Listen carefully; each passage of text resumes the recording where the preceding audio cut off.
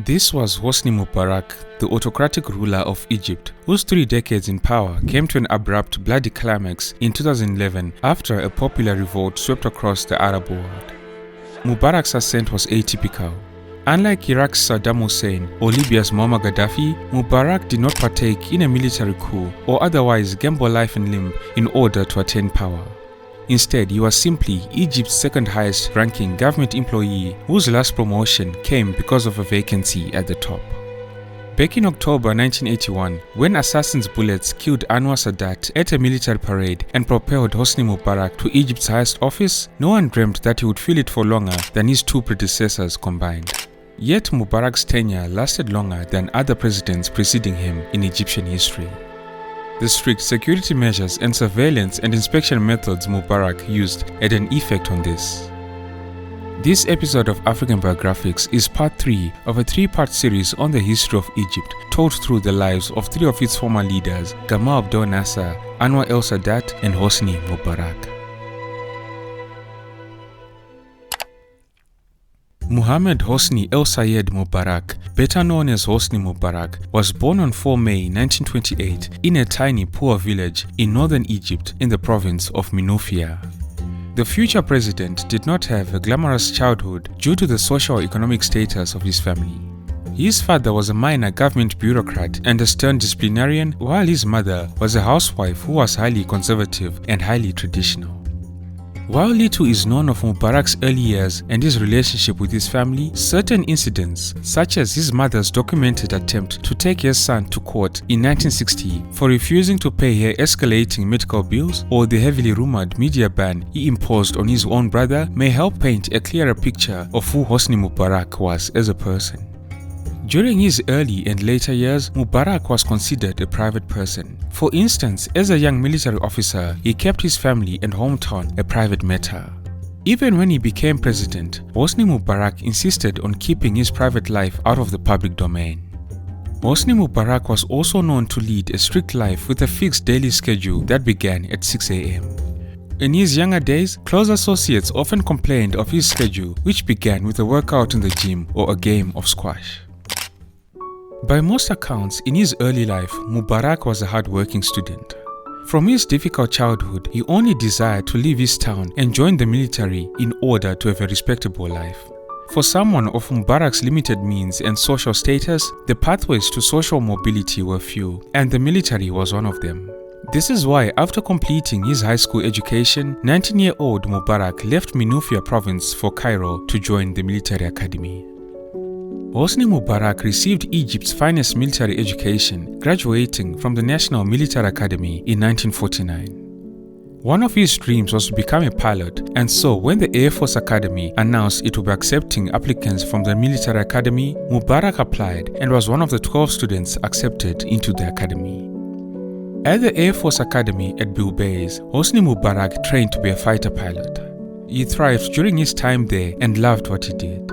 One of his classmates described him as a natural commander and that control and precision were 2 of his strongest traits. Anwar Sadat, who I covered in part 2 of this series, first met Mubarak in 1950 while the latter was stationed at an airbase in the Sinai Peninsula. Lore has it that Sadat was so impressed with the young pilot that he recorded his name in a little notebook. Although Hosni Mubarak was not invited to join Nasser and Sadat's secret faction of free officers, his career went into overdrive after their successful coup against the monarchy. After graduating, Mubarak taught at the Air Force Academy until 1959, a year after his marriage to 17-year-old Susan Tabet. He then traveled to the Soviet Union to participate in a series of pilot training programs before joining the Frunze Military Academy in the Soviet Union in 1964. The young officer returned to Egypt in 1965 and began to rise through the ranks of the Egyptian Air Force. He played a vital role in the 1967 Six-Day War and also in the 1973 Yom Kippur War. As an instructor during the Six-Day War, his pilots were one of only a handful of Egyptian air squadrons that were left largely intact, as most pilots and soldiers were killed in the Israeli preemptive strike on the Arab air forces. All of this showed Mubarak's excellent leadership skills, which led to him being promoted as the director of the Air Force Academy months after the war. By 1972, the now president Anwar Sadat promoted Hosni Mubarak to serve as Deputy Minister of Defense as well as Air Force Chief. At the age of 44, Mubarak was appointed commander of the Air Force by Sadat and acquitted himself well during the 1973 Yom Kippur War. In this war, Hosni Mubarak took part in planning and designing the successful joint Egyptian-Syrian surprise offensive launched against Israel. In fact, Mubarak was the mastermind of a 20-minute Egyptian air attack that destroyed 90% of its Israeli targets. The general feeling that prevailed in the Arab world, and especially in Egypt after the Yom Kippur War, was that of a great victory. Due to his role in the war, Mubarak was perceived as a war hero and a dedicated commander. By 1974, Mubarak was a full air marshal and was admired by his military peers. His life changed dramatically in April of 1975. On this particular occasion, President Anwar Sadat invited him to his home for dinner. His wife, Susan Mubarak, reportedly thought her husband was going to be named to an ambassadorship. Instead, President Sadat appointed Hosni Mubarak to the vice presidency. Later, Mubarak admitted that he had been disinclined to take the job. His sons, he said, were unhappy to learn that their father would no longer be commanding fighter jets. Many Egyptians were also surprised by President Sadat's decision to appoint Mubarak as the vice president. It was an unexpected choice as Mubarak had no experience of politics and no popular base. However, he had the all-important endorsement of the military high command. He was unquestionably loyal, hardworking, and down-to-earth.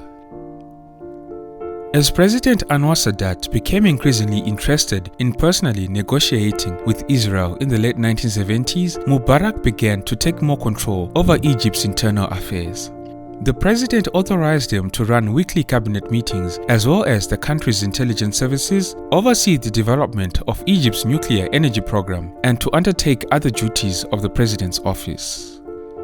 In subsequent years, Hosni Mubarak was active in most of the negotiations involving Middle Eastern and Arab policy. By 1978, Mubarak had also become the vice chairman of the National Democratic Party, the NDP, Egypt's largest and most powerful political party. The era of President Sadat was tumultuous. During his time in power, there was the May 1971 corrective revolution, the opening to the Muslim Brotherhood, as well as the bread riots of 1977. President Sadat, for whom the 1973 Yom Kippur War had redeemed his own and nation's pride, decided to win back Egypt's Sinai Peninsula by a peace agreement with Israel. So in quick succession, President Sadat made a trip to Israel as well as to Camp David in the United States. This was followed by the 1979 peace treaty with Israel. Unfortunately, Egypt was ostracized by the rest of the Arab world, for they considered this peace treaty with Israel an act of betrayal. While Sadat's popularity rose in the West, his new relationship with the West, as well as his peace treaty, generated considerable domestic opposition, especially among fundamentalist Muslim groups. At the same time, President Sadat reacted to growing opposition to his regime by resorting to authoritarian rule and outright oppression. In his most draconian move, in September of 1981, President Sadat ordered the arrest of more than 1,500 people from across the political spectrum, ranging from Islamic activists, lawyers, doctors, journalists, university professors, as well as his political opponents.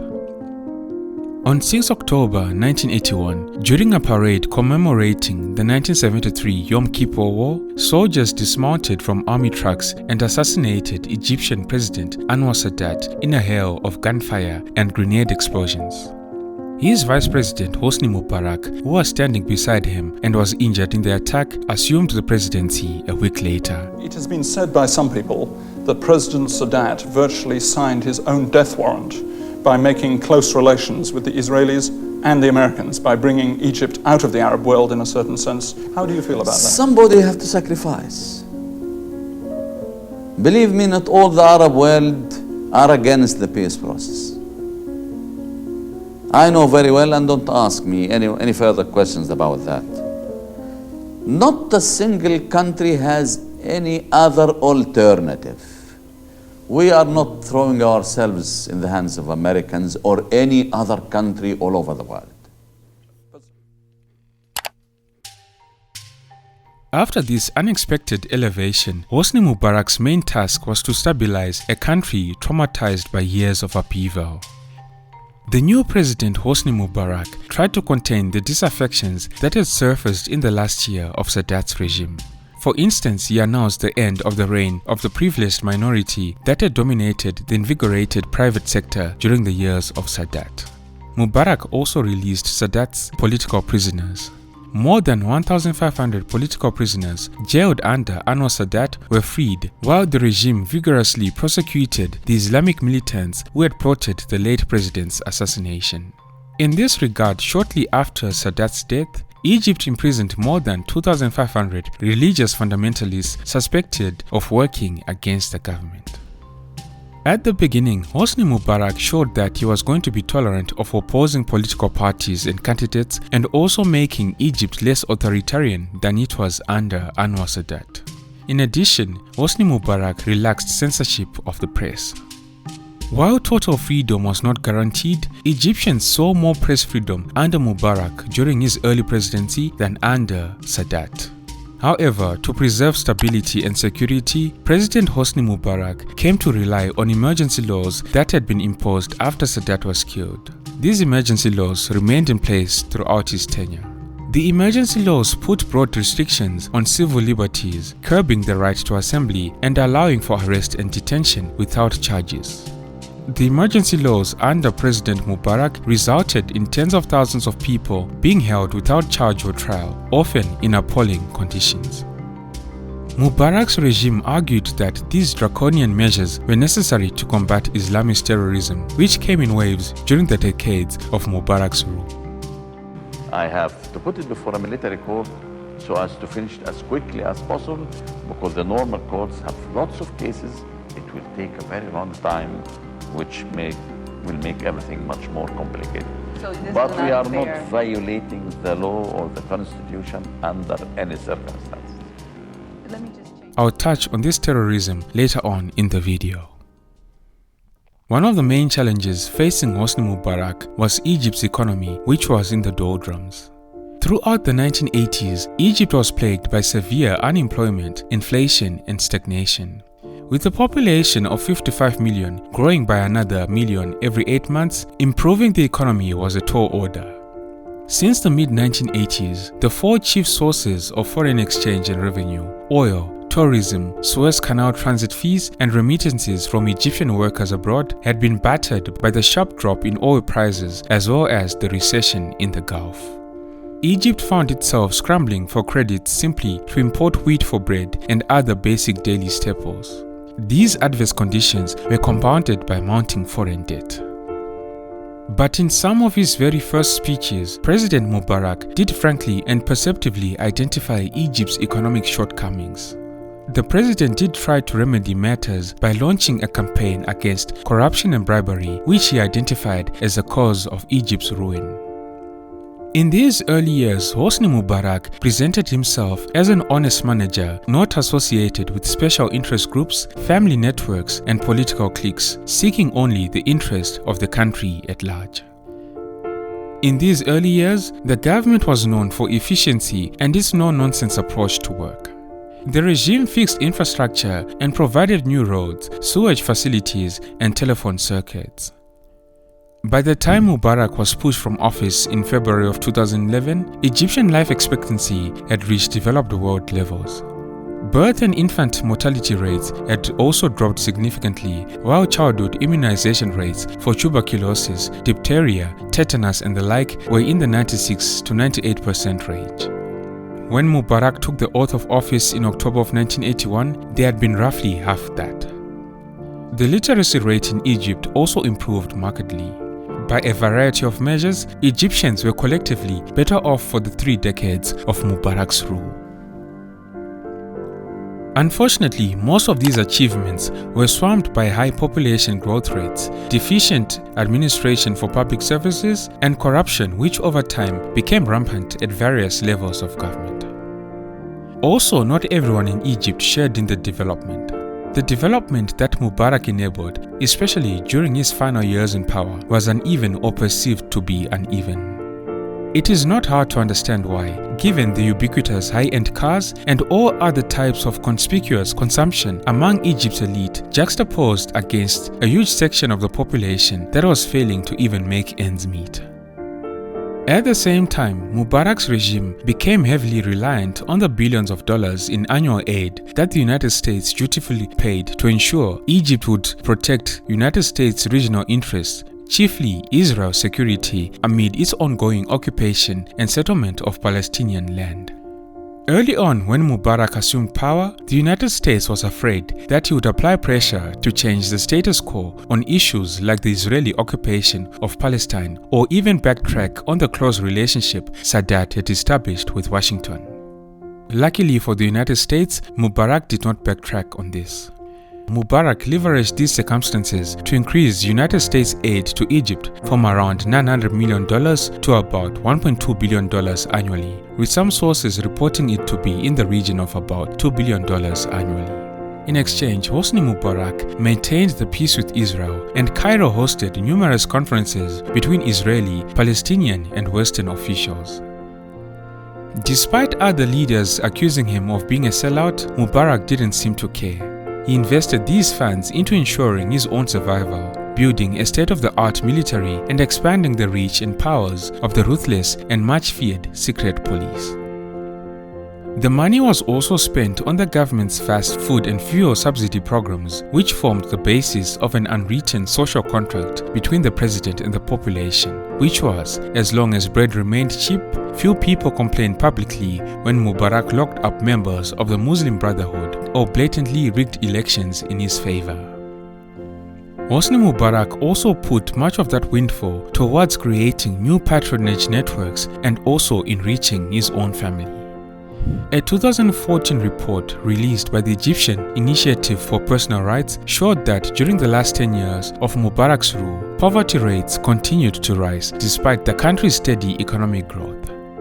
During the 2011 uprising, a widely shared report suggested that the Mubarak family fortune could be as high as $70 billion, offering some clues as to where much of that growth in Egypt as well as the aid money had gone to. During his early years as president, Mubarak struck a moderate tone, neither backing away from the peace with Israel nor loosening ties with the United States. Our discussions were warm and frank, as discussions between good and trusting friends should be.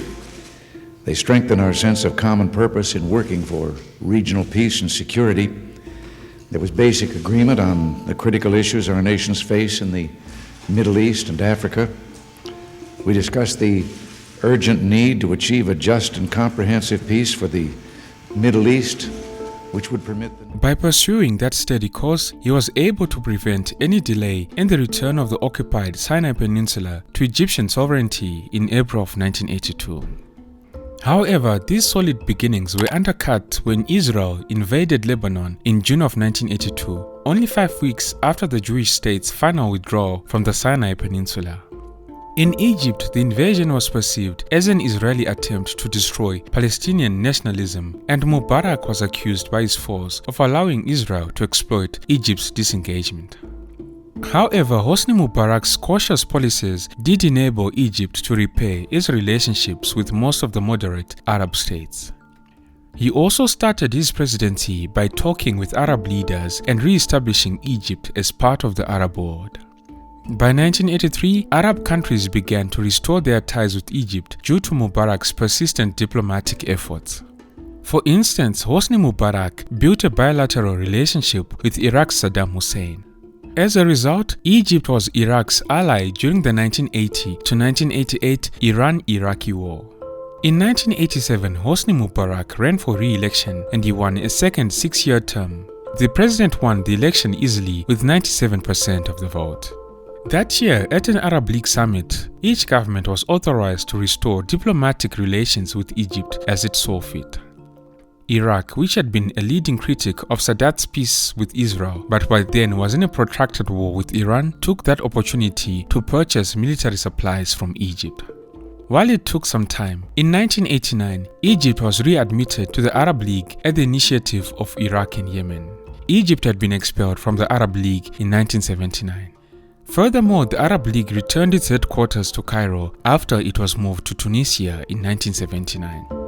All of this meant that Egypt had regained its place in the Arab world, and Hosni Mubarak was praised by many Egyptians. This reconnection was essential because Egypt heavily relied economically on the Arab states. So now Egypt under Hosni Mubarak was back at the helm of Middle East affairs. Egypt's leadership role was manifest in the Persian Gulf crisis that followed Iraq's invasion of Kuwait on 2 August 1990, consequently resulting in a 7-month-long Iraqi military occupation of the country. In this case, Saddam Hussein, the leader of Iraq, claimed that Kuwait was stealing Iraqi petroleum through cross-border slant drilling into Iraq's Rumaila oil field. Saddam Hussein also accused Kuwait of other attacks on the economy of Iraq. This invasion of Kuwait by Iraq triggered panic and confusion across the Middle East. The Egyptian government condemned the invasion, and Hosni Mubarak believed that Iraq's actions were a danger to the stability of the whole region and that Saddam Hussein needed to be stopped. In turn, President Mubarak led other Arab states in supporting the Saudi decision to invite the aid of a United States-led military coalition to recover Kuwait. This 1991 United States-led war to reverse Iraq's invasion and occupation of Kuwait proved to be a turning point for Mubarak and Egypt. As a reward for the country's participation in the campaign, $20 billion in outstanding national debts were wiped clean, allowing Egypt to aggressively solicit new loans and foreign investments. Due to the state of Egypt's economy at the time, the forgiving of the debt was significant for its economy and people. In this way, Hosni Mubarak won a reputation as an international statesman, and his country enjoyed the material favor of the oil-rich countries. At the end of his presidential term in 1993, President Mubarak further campaigned for peace in the region. He helped Palestine and Israel negotiate a bilateral agreement known as the Oslo Accords. In helping spread peace in the Middle East, the Mubarak regime further strengthened their relationship with the United States. In fact, Hosni Mubarak was a key United States ally for his 3 decades in power. Islamists have had a noticeable impact in Egypt since the 1980s, in part as a result of the policies pursued by President Mubarak in the early years after he came to power. 2 types of Islamists would prove to be an issue throughout Mubarak's 3-decade tenure, and these were the jihadists and reformists. The jihadists were led primarily by Jama'a al-Islamiyya and the Islamic Jihad movement, with the aim of easing the tensions that had been created by Sadat's policies in September of 1981, as well as consolidating the legitimacy of the new regime. Hosni Mubarak set out to create a broad national front against the threat posed by these Islamist extremists. The president did this by tolerating the reformists led by the Muslim Brotherhood and other moderate political forces. Following this, the Muslim Brotherhood began to participate in formal politics. They were so successful in gaining control of unions for doctors, pharmacists, engineers, and lawyers that the Mubarak regime changed the election rules to block the Muslim Brotherhood from dominating those groups. As I mentioned, the Muslim Brotherhood was not Egypt's only Islamist movement. During the 1990s, radical Islamists increased their violent attacks against the Mubarak regime, as well as Coptic Christian minorities and foreign tourists, particularly in Upper Egypt. It was around this time that Hosni Mubarak's term of office was coming to an end in 1993. According to the Constitution of Egypt, he wasn't allowed to run for a 3rd term. However, the parliament, controlled by Mubarak's NDP, amended the constitution in order for him to run for re-election. During this term, Hosni Mubarak escaped 2 assassination attempts. The first attempt came in 1995 when he was traveling to Ethiopia for a meeting of the Organization of African Unity. On this particular day, which was 26 June 1995, Hosni Mubarak flew to Addis Ababa, and while leaving the airport, he and his convoy were ambushed by an Egyptian Jama'a al-Islamiyya squad. Luckily, prior to the trip, Mubarak's intelligence chief, Omar Suleiman, had suggested that he have his own bulletproof car flown to the summit in Addis Ababa. Just after the airport, I left the airport, suddenly I found a blue van blocking the road. and somebody just flat on the ground, and machine guns started. For me, it was shocking. What's that? Then I realized that there are bullets coming to an armored car. It is an armored car. So I was not afraid at all that anything could come in. One bullet came in the... Egyptians were surprised at this attempt, and panic gripped the entire country when the news broke out. When the president arrived in his country, many Egyptians happily greeted him as they expressed their gratitude for his survival. After the 1995 assassination attempt against Mubarak in Ethiopia, his regime cracked down heavily on all Islamist groups. Although it had renounced violence, the Muslim Brotherhood paid a price too. Hundreds of its members were imprisoned, some were tried in military courts and received long prison terms. The deadliest terrorist attack during the Mubarak era was carried out in Luxor, where more than 60 people, mostly foreign tourists, were killed. This was in 1997. This attack in Luxor stunned the country as it terrified Egyptians and undermined the tourism business. It cost the economy billions of dollars as the tourism industry took a dive after the attack. The onus was now on President Mubarak to prove to his people and individuals around the world that his country was safe and free of attacks. Using the emergency laws, Mubarak unleashed mass arrests and military courts to cut through Egypt's Islamists. To achieve all of this, the president banked largely on the security apparatus as represented by the Interior Ministry and specifically the State Security Investigation Service Agency. At its peak, the much-feared State Security Investigations Agency had over 100,000 employees and was believed to be responsible for hundreds of cases of torture and other abuses such as arbitrary arrests and detentions. During this time, the police force is said to have increased to over 1 million personnel by 2002 from a mere 150,000 in the 1970s. As a result, Egypt under Mubarak's rule became an archetypal police state, with security forces given free rein to arrest and torture who they wanted. The Muslim Brotherhood and other opposition forces continued to persevere politically, however. For instance, the Muslim Brotherhood won 17 seats in the 2000 parliamentary elections despite alleged electoral fraud. In the elections of 2005, Mubarak allowed the brothers to freely participate and they achieved an unprecedented electoral victory amid American and European pressure on Mubarak's regime to democratize. The Muslim Brotherhood's candidates had won 88 out of the 444 contested seats and emerged as the largest opposition bloc in the People's Assembly, which was dominated by Mubarak's NDP. Some people believed that this was the beginning of democracy in Egypt. Almost immediately, however, the Mubarak regime clamped down on the group by imprisoning its leaders, sentencing them in military courts and confiscating their businesses. Mubarak's regime wanted to send a message to future opposition candidates. Furthermore, while the regime claimed that the election was honest, Egyptians were well aware that the regime had rigged these elections. Over the next 5 years, Mubarak and his government restricted political space generally. During Mubarak's fourth term, the idea of succession arose, particularly in 2000 when the nation of Syria experienced a father-to-son presidential transition. After the death of Syria's Hafez al-Assad, his son Bashar al-Assad became the leader of the country. It was around the same time that Mubarak's son, Gamal, named after Gamal Abdel Nasser, began to be more involved politically. It became quite apparent that Hosni Mubarak's prime fixation had shifted towards creating the conditions to allow his son to inherit the presidency upon his father's eventual death. In addition, in 2002, rumors of Gamal becoming the next president became more evident as he was appointed to a significant position in the NDP. To add on to all of this, Hosni Mubarak had never appointed a vice president during his time in power, leaving many to wonder who would lead the country after his departure. Gamal Mubarak was unpopular with many Egyptians who felt that he symbolized the corrupt business elite, the gap between the rich and poor, as well as the continuation of nepotism at the detriment to democracy. Towards the end, the elder Mubarak sidelined elements within the military thought to be hostile to his hereditary project.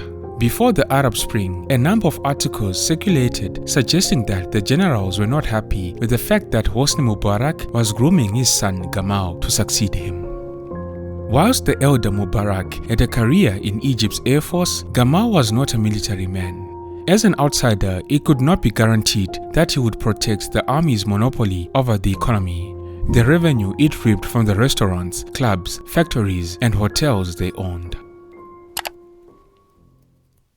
During Hosni Mubarak's final term in office, it became more evident that Egyptians were dissatisfied with their president, country, and government. President Mubarak began to witness hundreds of riots in which demonstrators often tore down billboard images of him. Many Egyptians were fed up with the unjust conditions in their country. They were upset with many problems, including the high prices, police brutality, and government corruption. The rapid growth of Egypt's population had also made the government subsidies impossible to sustain. By the late 2000s, the country's population of about 80 million was double what it was when Mubarak assumed power in 1981. Other people in Egypt stated that the regime was getting old as Mubarak failed to satisfy the needs of his people, especially the younger generation. They felt that President Mubarak was disconnected from the people and that the representatives in parliament did not accurately represent the people as they were illegitimately elected by the regime. The general consensus was that the regime reportedly rigged elections and deprived the Egyptian people of their voice in selecting their leaders and their representatives. After every demonstration, President Mubarak claimed that he listened to the people and understood their desires. However, little was done by the president nor the regime to improve the conditions. He offered nothing tangible that could inspire hope. Instead, the crushing socio-economic conditions, widespread corruption, and the gap between the haves and have-nots fueled the anger that many Egyptians felt towards his regime.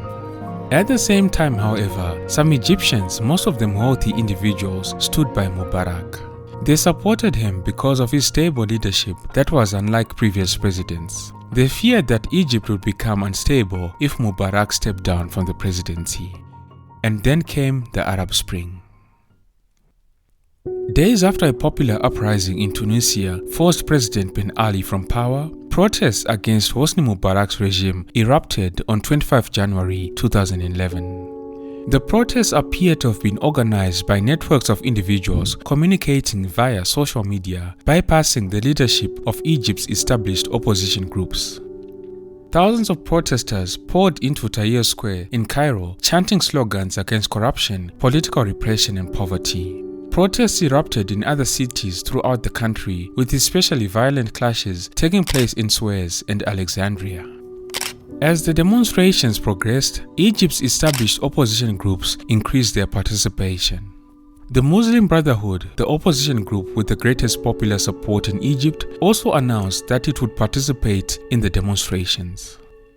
Day after day, Tahrir Square was filled with more people than the day before. The protesters also escalated their demands. They chanted, "The people want the fall of the regime." They burned pictures of President Mubarak to show their frustration with his regime and their desire for an end to his presidency. Police stations and NDP buildings throughout the country were attacked or set on fire by demonstrators. In a move that the regime believed would end the protests and answer the demands of the people, on 29 January, for the first time in his presidency, Hosni Mubarak appointed a vice president. He appointed Omar Suleiman, his intelligence chief, as vice president of Egypt. Unfortunately for the regime, some Egyptians claimed that Mubarak's appointment of a vice president came too late, and it was just a way to distract the people from their main demand for the resignation of Mubarak. Meanwhile, as the protests were happening, the Egyptian military stance toward the protest and the Mubarak regime remained uncertain. Army units in downtown Cairo refrained from using force against the demonstrators, and in some cases, soldiers and officers appeared to signal their solidarity with the crowd. On 31 January, the army announced on state television that it would not use force against demonstrators. Under increasing pressure as demonstrations intensified, Hosni Mubarak appeared on Egyptian state television again on 1 February.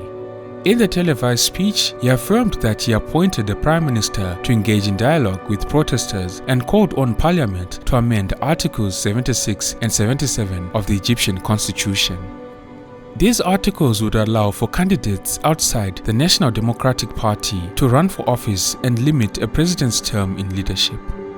Additionally, Mubarak promised that when his term came to an end in September of that year, neither he nor his son Gamal would run for the presidency. But still, he refused to resign immediately as the protesters demanded.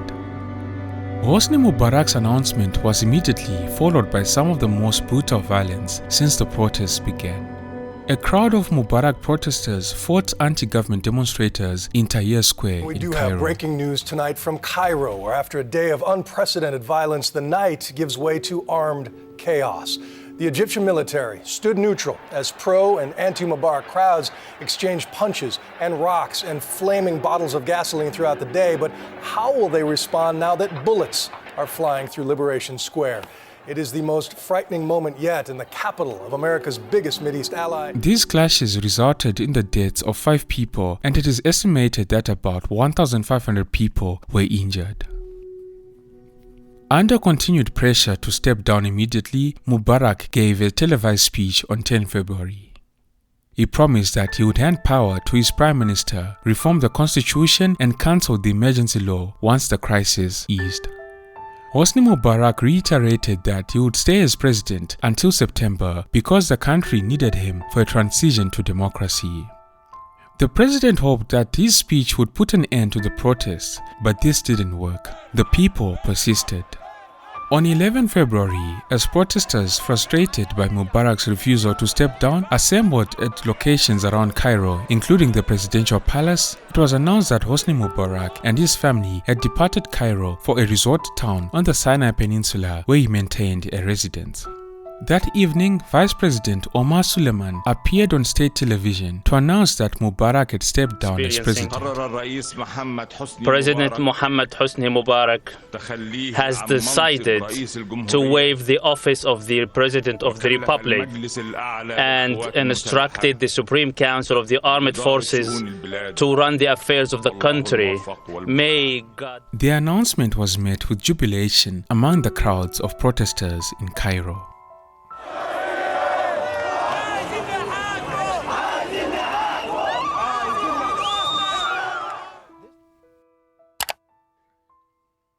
Hosni Mubarak's humiliation did not end after he stepped down. Following his departure, the Egyptian government began to investigate allegations of corruption and abuse of power within the Mubarak regime, questioning and arresting several former officials and business leaders with close ties to Hosni Mubarak. Calls for the investigation to focus on the former president himself intensified, fueled by reports that the Mubarak family had amassed a fortune worth billions of dollars in overseas accounts. On 10 April 2011, the public prosecutor announced that Hosni Mubarak and his 2 sons, Alaa and Gamal, would be questioned by investigators. On 3 August 2011, Hosni Mubarak appeared in public for the first time since stepping down as his trial commenced in Cairo amid heavy security. Although Mubarak, reportedly suffering from poor health, was wheeled into court in a hospital bed, he appeared alert during the hearing, denying all charges against him. In June 2012, an Egyptian court found Mubarak guilty of complicity in the deaths of demonstrators and sentenced him to life in prison. He was acquitted on charges of corruption. In November 2014, an Egyptian court dismissed charges against Mubarak in the killing of protesters on the grounds that the court's jurisdiction had been invalidated by a 3-month delay in the prosecutor's filing of the original indictment against Mubarak in 2011. After a final trial, Hosni Mubarak was acquitted in 2017 and released from detention. In January of 2020, the former Egyptian leader underwent surgery for an unknown ailment. He remained in intensive care until his death on 25 February 2020. He was 91 years old. Don't forget to like and share the video if you enjoyed it. Thank you all for tuning in. This has been Dictator for African Biographics. Until next time, cheers. Have a good one.